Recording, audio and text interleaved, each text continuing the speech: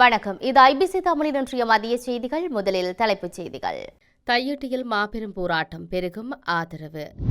அதிர்வலையை கிளப்பியுள்ள தையிட்டு விவகாரம், அமைச்சருக்கு பறந்த கடிதம். ஜாலில் இளைஞனை நிர்வாணமாக தாக்கிய சம்பவம், நீதிமன்றம் பிறப்பித்த உத்தரவு.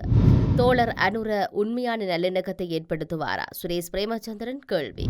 கொழும்பில் இன்று மற்றும் நாளை விசேட போக்குவரத்து திட்டம். தையிட்டு விகாரை ஒட்டுமொத்த தமிழர்களின் பிரச்சினை, அருத்தந்தை சக்திவேல் எச்சரிக்கை. துரோகிகள் காட்சிப்படுத்தப்பட்ட பதாதை, டயஸ்போராக்களை சாடும் சிவிகே சிவஞானம். கனடாவில் வேலை தேடுபவர்களுக்கு மகிழ்ச்சி தகவல். கடைத்தொகுதியில் இருந்து இளைஞனின் சடலம் மீட்பு. தையிட்டு விகாரை தொடர்பில் எந்த முடிவும் இதுவரை எட்டப்படவில்லை, அனுர அரசு விளக்கம்.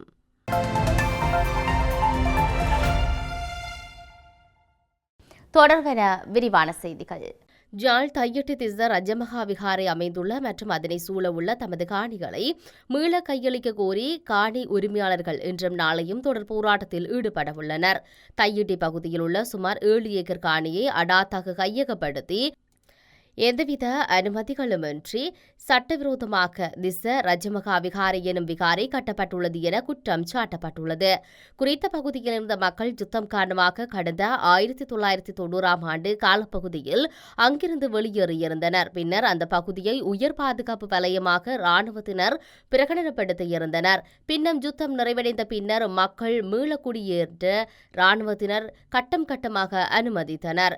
அந்த வேளை தற்போது விகாரை அமைந்துள்ள மற்றும் அதனை சூழவுள்ள சுமார் 14 ஏக்கர் காணியில் மக்கள் மீள குடியேற இதுவரை அனுமதிக்கப்படவில்லை. குறித்த பகுதியில் எவ்வித அனுமதிகளுமின்றி ஜாழ் மாவட்ட மற்றும் தெல்லிப்பள்ளி பிரதேச ஒருங்கிணைப்பு குழு கூட்டங்களில் விகாரையின் கட்டுமான பணிகளை நிறுத்தி அப்பகுதிகளை மக்களிடம் மீள ஒப்படைக்குமாறு தீர்மானங்கள் நிறைவேற்றப்பட்ட போதிலும் காணிகள் மீள கையளிக்கப்படாது இராணுவத்தினரின் உதவியுடன் விகாரை கட்டி முடிக்கப்பட்டுள்ளது. குறித்த விகாரை அமைந்துள்ள காணி மற்றும் அதனை சூழவுள்ள காணிகளாக 14 ஏக்கர் காணியும் காணி உரிமையாளர்களும் மீள கையளிக்க வேண்டும் என காணி உரிமையாளர்கள் சுமார் 1 வருட காலத்துக்கு மேலாக போராட்டத்தை முன்னெடுத்து வருகின்றனர்.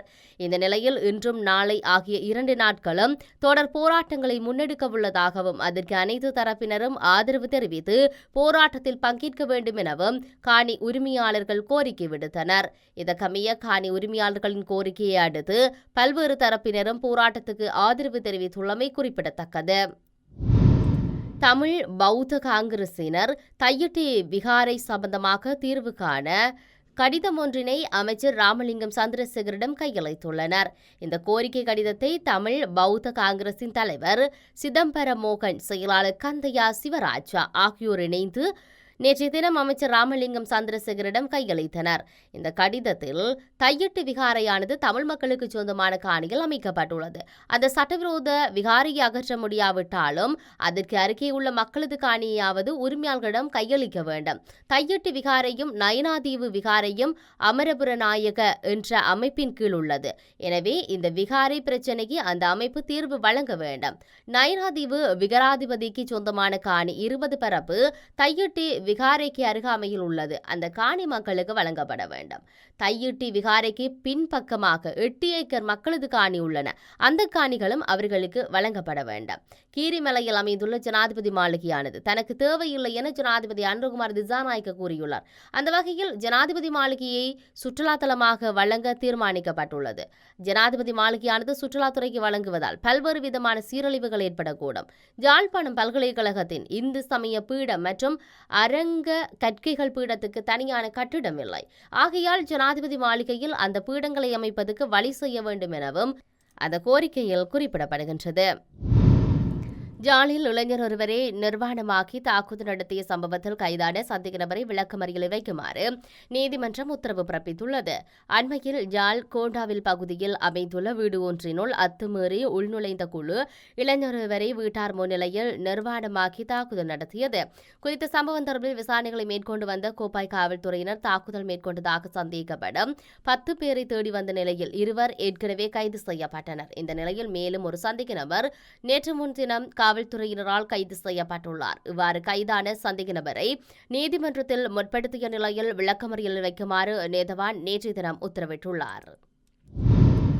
தையிட்டியில் சட்டவிரோதமாக தனியார் காணியில் கட்டப்பட்ட புத்த கோயிலை இடிக்க முடியாது என்று அண்மையில் அனுர தெரிவித்துள்ள கருத்துக்கு ஈழமக்கள் புரட்சிகர விடுதலை முன்னணி கண்டனம் தெரிவித்துள்ளது. இது தொடர்பில் ஈழமக்கள் புரட்சிகர விடுதலை முன்னணியின் தலைவர் சுரேஷ் பிரேமச்சந்திரன் தமிழ் பகுதியில் தொடர்ந்து மேற்கொள்ளப்பட்டு வரும் பௌத்தமயமாக்கலில் சிங்களமயமாக்கல் திட்டங்களை நிறுத்தும்படியும் கோரியுள்ளார். 2009ஆம் ஆண்டு யுத்தம் முடிவடைந்ததன் பின்னர் சிங்கள மக்களோ பௌத்த மக்களோ வாழாத இடங்களில் இலங்கை அரசாங்கமும் பௌத்த பிக்குகளும் இராணுவத்தினரை முன்னிறுத்தி புதிய பௌத்த ஆலயங்களை கட்ட தொடங்கினார். வடக்கு கிழக்கு மாகாணங்களை சிங்கள பௌத்தமயமாக்குதலே அதனுடைய பாரிய நோக்கமாக இருந்தது. அந்த வகையில் வடக்கு மாகாணத்தின் பல்வேறுபட்ட இடங்களில் புத்த கோவில்கள் உருவாக்கப்பட்டன. யாழ்ப்பாணத்தில் நாவிற்குழி, மன்னாரில் திருக்கேதீஸ்வரம், வவுனியா மற்றும் முல்லைத்தீவு மாவட்டங்களில் இத்தகைய புதிய பௌத்த ஆலயங்கள் உருவாக்கப்பட்டன. இதேபோன்று கிழக்கு மாகாணத்திலும் குறிப்பாக திருகோணமலை மாவட்டத்திலும் புதிய பௌத்த ஆலயங்கள் இன்றும் கட்டி எழுப்பப்பட்டு வருகிறது. வடக்கு கிழக்கு என்பது தமிழ் மக்களின் தாயகம் என்பதை இல்லாமல் செய்வதற்கும் இந்த சிங்கள பௌத்த மயக்கல் என்பது அரசுக்கு தேவையாக இருந்தது. அதனுடைய தொடர்ச்சியாகத்தான் பலாலி தையிட்டியிலும் பாதுகாப்பு வலயத்துக்குள் இருந்த தமிழ் மக்களுக்கு உரித்தான காணிகளை பலாத்காரமாக கையகப்படுத்தி அங்கு ஒரு பெரிய புத்த கோவிலை நிறுவியிருக்கின்றனர்.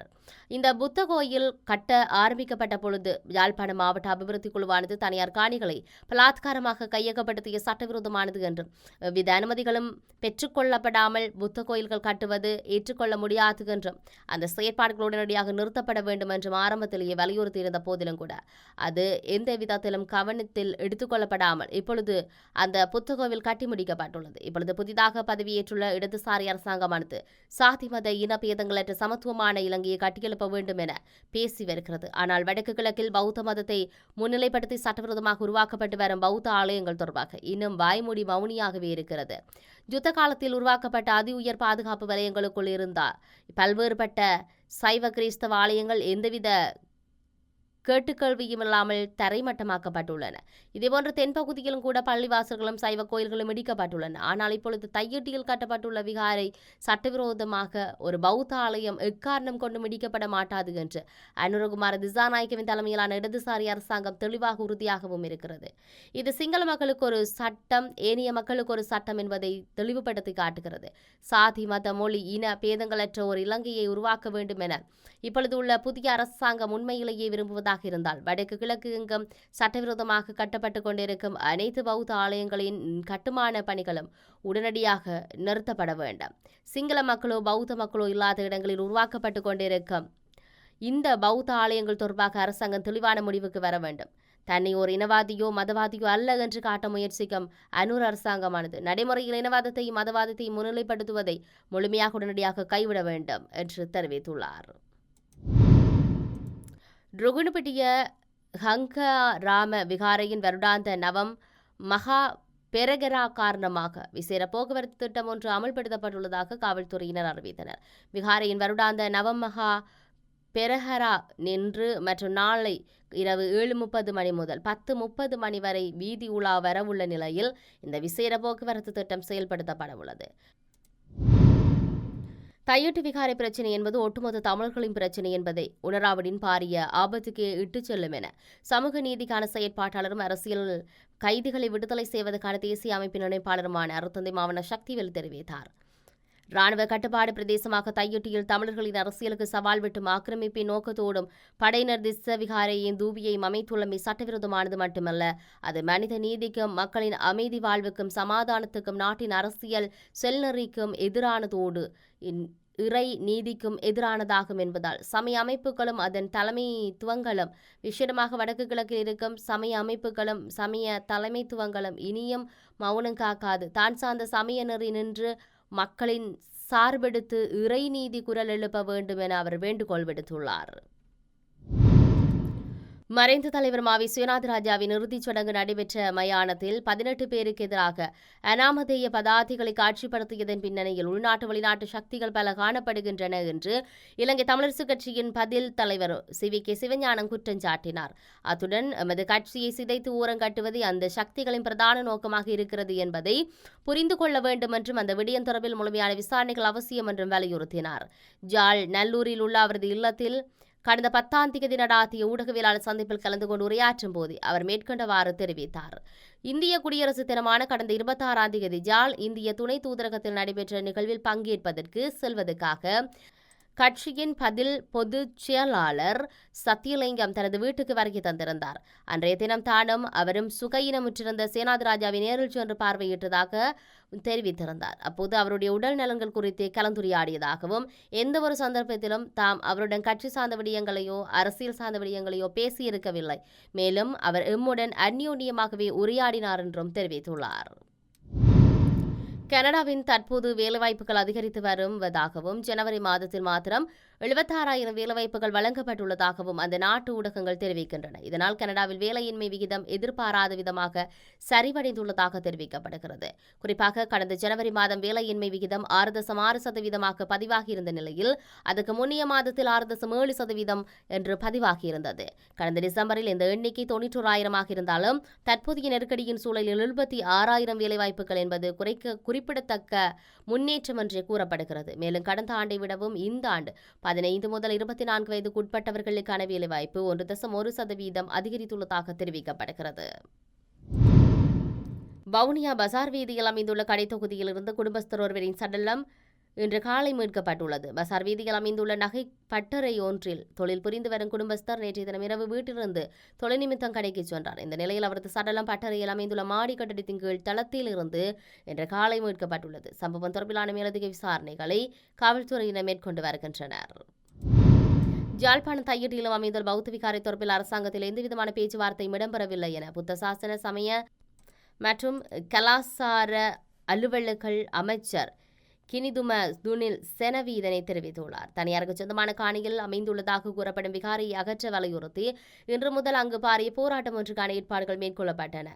குறித்த விகாரை தொடர்பில் புத்த சாசன அமைச்சருக்கு கூறியதாவது: அண்மையில் யாழ்ப்பாணம் சென்ற போது தையிட்டி விவகாரம் தொடர்பில் அறிய கிடைத்தது.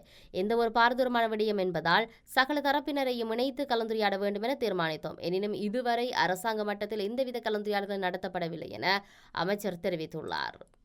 இத்துடன் இன்றைய மதிய செய்திகள் நிறைவடைகின்றன. தொடர்ந்தும் செய்திகளை அறிந்து கொள்ள IBC தமிழ் நியூஸ் என்ற நமது யூடியூப் பக்கத்தினூடாக இணைந்திருங்கள். வணக்கம்.